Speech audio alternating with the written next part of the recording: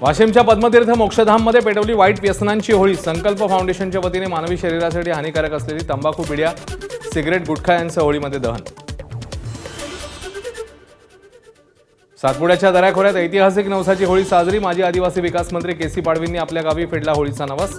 आरोग्याच्या आणि शेतीच्या भरभराटीसाठी आदिवासी बांधवांचं होळी मातेला साकडं।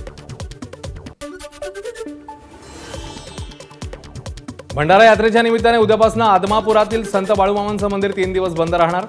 उद्यापासून मंदिराची स्वच्छता करण्यासाठी मुंबईतली टीम दाखल होणार आहे, त्यामुळे पुढचे 3 दिवस भाविकांना बाळूमामांचं दर्शन घेता येणार नाही। खग्रास चंद्रग्रहणामुळे शेगावच्या संत गजानन महाराजांचं दर्शन उद्या जाळीतनं घ्यावं लागणार, तर मंदिराचं प्रसादालय देखील उद्या बंद राहणार। आनंद सागर आध्यात्मिक केंद्रही उद्या दिवसभर बंद राहणार।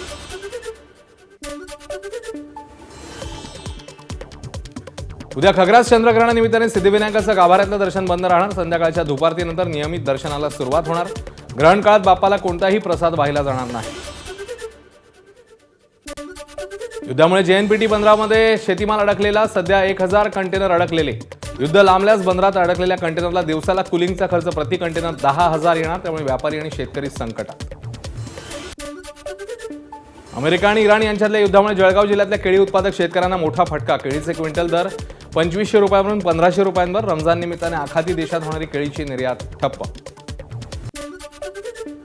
सोन्या चांदीच्या दरावरही युद्धाचा परिणाम। सोन्याच्या दरात 5000 रुपयांची तर चांदीच्या दरात 10,000 रुपयांची वाढ। सोनं 1,65,000 चांदीचे दर 2,90,000। एबीपी माझा, उघडा डोळे बघा नीट।